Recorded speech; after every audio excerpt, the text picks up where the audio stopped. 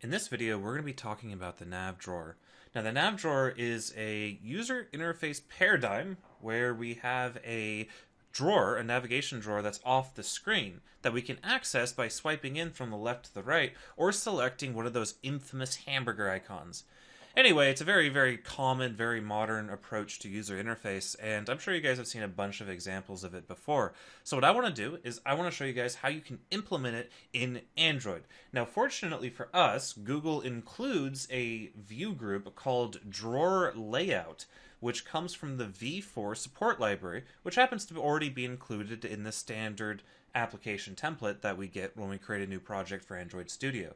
So what I'm going to do is I'm going to show you guys how we can use the drawer layout to create a navigation drawer. And we're going to be using a navigation drawer in our application, of course, for navigation. So yeah, I'll talk about the sort of basic design guidelines of a navigation drawer as we move forward. But I want to go ahead and get an example going because it's actually really easy to do this. So my goal here is I want to create a nav drawer with or an application with two activities that we can switch between by using a nav drawer. So I want to put that together, and I'll show you guys how to do that, and it'll be awesome and stuff like that. Okay, so let's go ahead and get started. I'm going to go ahead and create a new project. I'm going to call it Nav Drawer Intro. Sure, why not? And then I'll place it into Nav Drawer Info, or Intro, not Info. Intro, not Intro. And that's good. All right, we're going to target 4.2. This choice is slightly significant. I'll point out why it is later. It has to do with the whole start, end versus left, right thing. We'll hit next. We're going to go ahead and start off with a blank activity. That seems like a sane thing to do.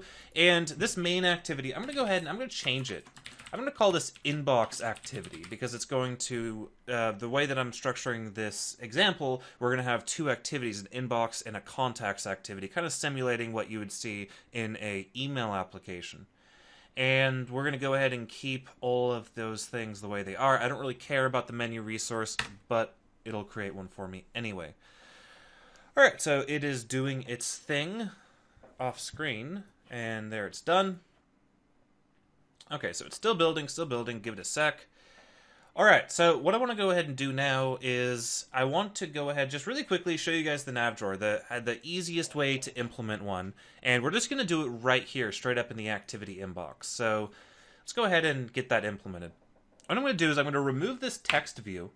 Then I'm going to go ahead and break up my attributes line by line because it'll make what I'm about to do a whole lot easier. Okay, so now we have our attributes cleaned up a little bit in a way that I like a lot more. I wonder if there's an option somewhere to change the default layouts of that, because I really hate it when multiple attributes are on the same line. Anyway, so now that we have all this set up, what I want to do is I'm going to remove all of the padding, because we don't want padding for what we're doing. And I'm going to replace relative layout with a completely different control. So remember how I mentioned the drawer layout. The drawer layout is the view group responsible for giving us the nav drawer type features in Android. And so I'm going to replace the whole top level view with the drawer layout. It doesn't really make a whole lot of sense to have a drawer layout anywhere other than the root of your layout. And the reason is that the drawer layout contains your actual rest of the layout, the stuff that is normally visible, and B, the navigation drawer itself. So to do that, what I'm going to do is I'm going to say android.support, remember I said it was in the support library, .v4, which happens to already be included by proxy from including our v7 app.compat support library, widget, I just like calling it widget because that's what it looks like it should be said, or should be pronounced. Drawer layout, which is already shown up in my autocomplete. Okay, now we're going to get an error, obviously, because our start tag is a drawer layout, and our end tag is a relative layout. So we can fix this quite easily by taking this control, copying it, coming down here to the end tag and control Ving it. There's probably a keyboard shortcut that can replace the entire tag at once, both the beginning and the end, but I'm not aware of such a thing off the top of my head.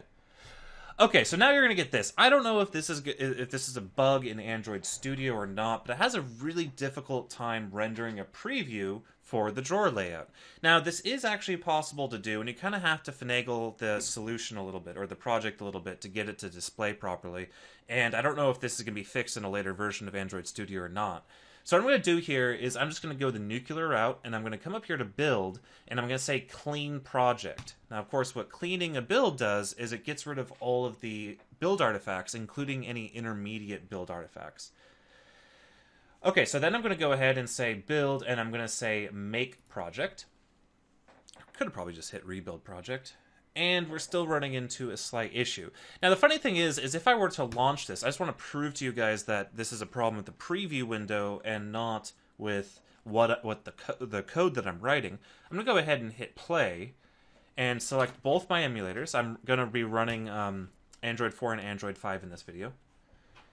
And you see, it does run. See, if that class wasn't found, we would get an exception right here, and it would be an error. So that shows that this error that we're getting is basically entirely in the preview window. And you don't want to hit create class. That's a bad idea. Creating a class will just create our own nav drawer, which will override the other nav drawer. And we have fixed build path, which shouldn't matter, because our build path should be pointing to our Android SDK and all that fun stuff. So the way that I fixed this before, well, I'm going to try a couple things and I'll be right back, because I had to finagle it a little bit to get it to display. I'll be right back. And I'm back. All I had to do was relaunch the Android Studio. I guess restarting things usually should be the first thing you should try. So next time I'll keep that in mind, restart the solution, and you will have your nav drawer preview. By the way, our nav drawer preview is blank because there's nothing in it. So, like I said earlier, the nav drawer is composed of two parts. First, we have the actual background, the actual content of the activity itself. So what would have been in this activity if we didn't have the nav drawer? So answer that question. What would have been in the activity if we didn't have that nav drawer? Well, you saw before we had a relative layout with a 16 dp padding. So let's go ahead and do that. Let's say relative layout with a layout width of match parent and a layout height of match parent. And then I'm going to go ahead and give it a padding of 16 dp so that it's similar to the relative layout we started with. And I guess I'm going to go ahead and just do a text view with the wrap content. Wrap content text is... This is our inbox, and go ahead and say center in parent is true. So basically all I did was make a relative layout, and I put a centered text view in the middle of it. So far, this is not very exciting, because basically we've accomplished nothing. We've accomplished nothing other than wrap our relative layout up with a drawer layout. So here's where the magic happens.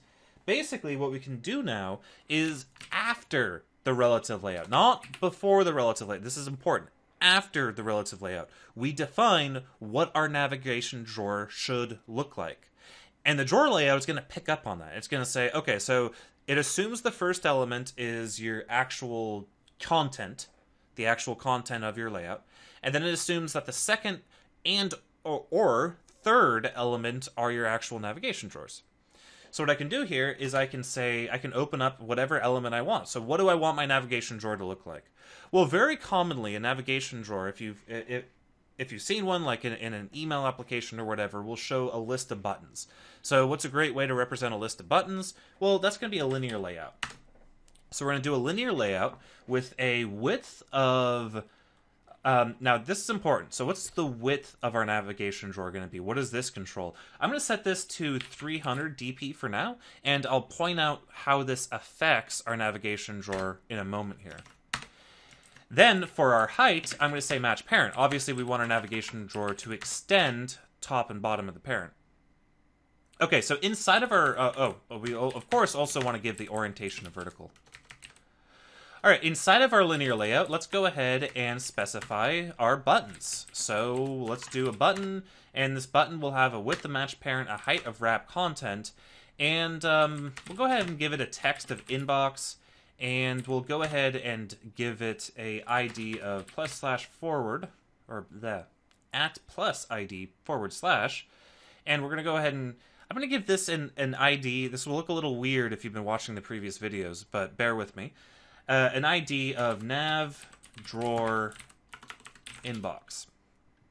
Okay, so unfortunately I've already failed miserably. So we have our linear layout, we have our button inside of it, but we're missing one important thing that I wanted to go ahead and write this out first before I pointed this out. So basically, our linear layout can be placed on the left or the right-hand side of the screen. So yeah, you have to tell the drawer layout which side of the screen you want your linear layout to be on. Otherwise, it's going to be overlaid onto the top of the activity, which isn't what we want. That's basically what our relative layout is there for. So how do we specify which side of the screen we want our linear layout to be on? Well, it's pretty straightforward. On our linear layout itself, we simply specify a layout underscore gravity, so an Android layout gravity. Now, gravity. Okay, apparently I can't spell when there's no autocomplete, so I will point this out. The Android layout gravity autocomplete will not show up in this particular circumstance. I'm not entirely sure why. It could have to do with the fact that they didn't annotate the drawer layout properly, or Android Studio just doesn't have built-in capability to recognize that we're in a drawer layout. But trust me, a layout gravity does exist as a property, even though it doesn't show up in the autocomplete window. Anyway, inside of layout gravity, what do we want to do? Well, we want to specify if it's on the left or the right-hand side of the screen. But wait, we are targeting Android for 2. Now remember earlier when I made this project, I said that depending on which version of Android we're targeting, things might become a little bit different in this video. This is where it matters. So like I said in an earlier video, if you're running Android 4.2 or above, you should never use the words left or right to describe where elements are placed. The reason that is Android 4.2 introduced a powerful layout direction engine that allows controls to be placed at the left or the right, depending on A, your intent as an author of the UI, and B, the language of the person's phone. So if you're familiar with Arabic, for example, that is a right to left language. They start on the right-hand side of the page and go to the left. So to be kind of consistent with that, certain controls in an Arabic, in an application that's localized to Arabic, will appear on the right-hand side instead of the left-hand side, because that's how that language makes those connections. So basically, what you need to describe is your intent with your direction. Do you want it to appear at the start or the end? And then when this gets ran on a properly localized phone or tablet, Android will then say, okay, you wanted it at the end, so for an English, we'll put that to the right. Oh, you wanted that on the start? So in Arabic, we'll put that on the right. So, yeah, stuff and things. Basically, all that to say, instead of saying layout gravity left to make this appear on the left, since we're doing Android 4.2, we're going to say layout gravity start. Okay, so now look what happens. So now our linear layout, our navigation drawer, is all the way over here. You can kind of see it's all the way over here. You can see it's all the way on the left-hand side, and it's invisible. And we can't see any of the content in it because it's not being rendered. That's not a big problem. We'll see a way to handle being able to preview our nav drawer very shortly here. Okay, let's go ahead and complete our navigation drawer. What I'm going to do is I'm going to take this button, I'm going to Control-C, Control-V, and Control-V. So I'm going to get 3 copies of this button. Then what I'm going to do is I'm going to have the second button say something like contacts or address book, and I'm going to give it an ID of address book. Then for the last button, I'm going to say text equals logout, and I'm going to give it an ID of logout.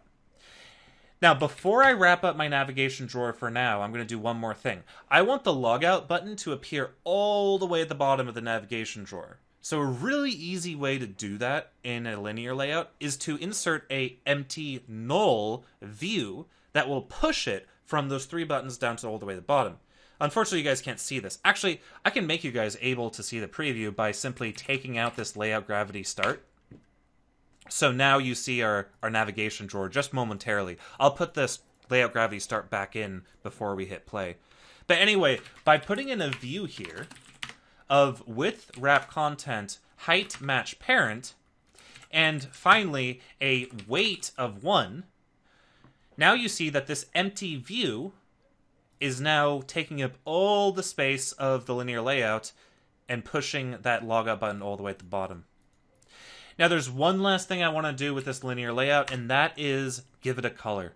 So I'm going to go ahead and put in a color of something that I chose out of the Android, something I chose out of the Android color guidelines, and I'm going to come back up here to my linear layout and say background equals, and let's go ahead and make it semi-transparent by doing 4, 4 for the alpha component, E0, F2, F1 to give it a kind of teal color.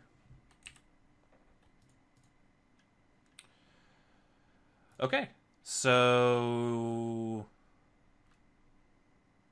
that's not even close to what I want. It'll be fine. Okay, so let's go ahead and introduce back my layout gravity. Equals start, and now it's over here on the right hand side. So you guys were able to visualize the navigation drawer, hopefully. So let's go ahead and hit play and take a look at how the navigation drawer is looking on our application, both in Android 4 and in Android 5. So it's going to be building here for a sec, but while it's building, let me get my virtual machines organized. Okay, so you're looking at the nav drawer, and there's no nav drawer, obviously, because it is off screen. So how do we make it on screen? Well, I said earlier that we're going to have a button up here to toggle it, but we haven't done that yet. However, there is already a way that's built into the drawer layout that'll make the navigation drawer visible, and that is swiping from the left to the right. So watch what happens. I'm going to come down here. I'm going to get over here to the left-hand side of the screen. I'm going to click and hold and drag out to the right.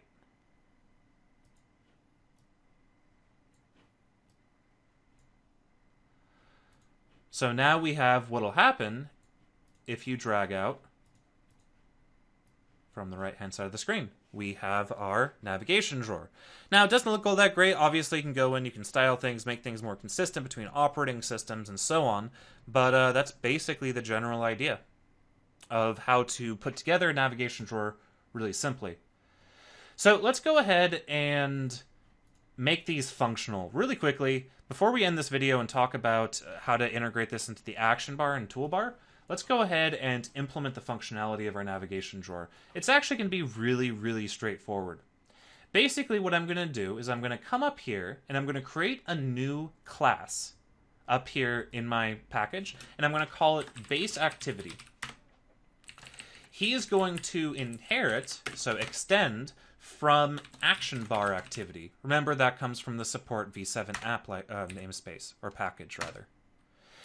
Then what I'm going to do is I need to hook. What I'm going to do here is I'm going to implement all the functionality of my navigation drawer. So I'm going to go ahead and have it so that this hooks in and adds on click listeners to the buttons inside of my navigation drawer. So how do I do that? Well, I can't override the onCreate method because this base activity, which I'm going to make abstract, by the way, so you can't instantiate it directly, is going to be the base activity for all my other activities. And he's going to contain that logic. But he can't do the onCreate method. He can't override public void onCreate bundle saved state, because if he does that, how the child class is responsible for inflating the layout, right? You know, like inbox activity, he's responsible for setting the content view. And the parent onCreate method is going to be invoked before this content view is created. And if the parent onCreate method is invoked before the child set content view is invoked, then you get there'll be no way for us to reference controls that were inflated in the base activity if we overloaded the onCreate method. Now, there's a couple solutions. We could introduce our own onCreate method and call that from within this onCreate method and maybe declare this as final. But what I'm going to do instead is I'm going to override another view, or another method, sorry. The other method I'm going to override is called onPostCreate. So let's go ahead and do that. Up here in my base activity, I'm going to say override, and I'm going to do protected void onPostCreate bundle saved state. And of course, the first thing I'll do is call into my parent onPostCreate saved state. And now I can go ahead and implement nav drawer logic. So what I can do is I can go ahead and introduce my click handlers for my nav drawer. So what do I want to do? I want to go ahead and have it to where if you press the inbox button, we switch the inbox activity. If you press the address book button, you go to the address book activity. And if you press log out, we'll get a toast message. So let's go ahead and do that. I'm going to say find view by ID. And I'm going to say r.id.nav drawer inbox .set on click listener new on click listener. And then I'm going to say start activity new intent, passing in base activity dot this as the context and inbox activity dot class as the class. Then I'm going to say finish. Now, why would I say finish here? Well, the reason is we are navigating horizontally. You don't want to be able to go to your address book and hit back and get back to your inbox. Unless you do, in which case don't call finish. But I think it would clutter the backstack and make your application a little bit more difficult to understand as far as the navigation goes. So instead what I'm doing is I'm implementing horizontal navigation, sibling navigation, where we jump from one activity to the other and we don't convolute our backstack. Next up, I'm going to say find view by ID, RID, nav drawer, address book, set on click listener, new on click listener. And here we're going to say start activity, new intent, base activity dot this, and then I'm going to say address book activity dot class. Now, address book activity doesn't exist yet, but we'll be creating that momentarily. Then I'm going to say finish.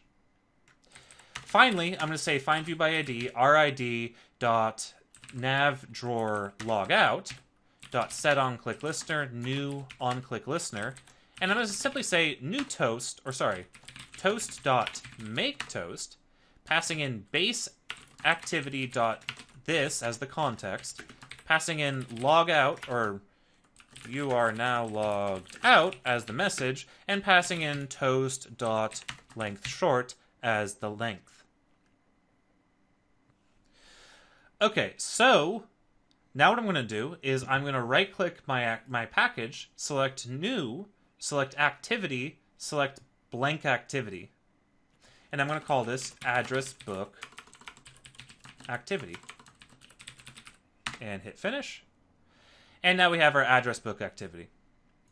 So now we run into a couple problems. First of all, let's go ahead and address the fact that inbox activity and address book activity do not inherit yet from base activity. Oh, and there we go again with me forgetting to invoke show on the toast. And thank you for that shout out, IntelliJ. Okay, so let's go ahead and make our inbox activity and address book activity inherit from base activity. So let's go into inbox activity, and instead of extending from action bar activity, extend from base activity. And then in our address book activity, instead of extending from action bar activity, extend from base activity. So now we have this logic being invoked on both activities. Now this logic is going to succeed and perform just fine in our inbox activity. But when we switch to the address book activity, we're going to get an error. Now, why would we get an error if we jump into the address book activity? Well, the reason is notice how we have our activity inbox that has our drawer layout and our navigation drawer, but our activity action book has neither. Our activity action book doesn't have a drawer layout at all, so it's in no way going to work. Now we run into a problem. Now I could very, very easily take all this code, copy it, and paste it right into activity address book. But that'll introduce a don't repeat yourself issue. Because now, if I did that, our navigation drawer will be repeated between our activity inbox and our activity address book, and we don't want that. So instead what I'm going to do is introduce an include. I'm going to factor out this linear layout for our navigation drawer, put it into its own layout file, and then include it from both the activity inbox layout and the activity address book layout. So to do that, I'm going to come over here to my my layout folder, right-click, select New, select Layout Resource File, and I'm going to say include nav drawer. Then I'm going to open up the text of this.